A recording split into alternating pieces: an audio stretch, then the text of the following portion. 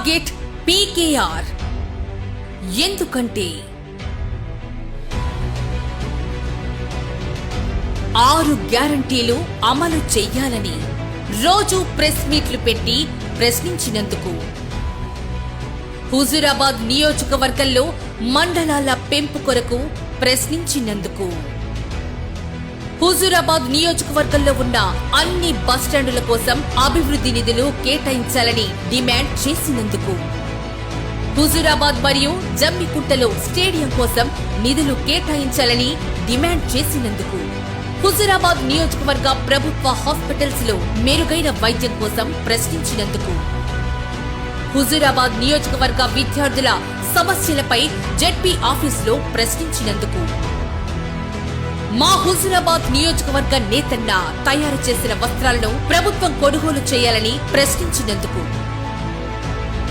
మా ముదిరాజులకు సకాలంలో చేపల పంపిణీ ఎందుకు చేస్తలేవు అని అడిగినందుకు, గీత కార్మికులందరికీ సబ్సిడీ రుణాలు ఇవ్వాలని డిమాండ్ చేసినందుకు, నా రైతుల సాగునీరు కోసం మా కల్వల ప్రాజెక్టు పునరుద్ధరణ చేయాలని అసెంబ్లీలో డిమాండ్ చేసినందుకు, ఓవర్లోడ్ ఫ్లై యాష్ లారీల వల్ల రోడ్డు ప్రమాదాలు జరుగుతున్నాయని ప్రశ్నించినందుకు, కాంగ్రెస్ 420 హామీల అమలుపై ప్రశ్నించినందుకు,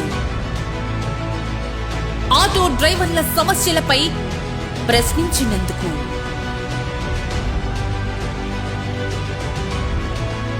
రైతు బంధు, రుణమాఫీ, ధాన్యం కొనుగోలుపై రైతుల తరపున ప్రశ్నించినందుకు,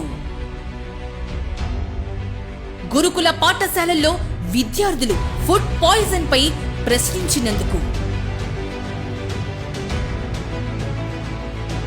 నా దళిత కుటుంబాల తరపున దళిత బంధు ఎందుకు విడుదల చెయ్యట్లే అని ప్రశ్నించినందుకు.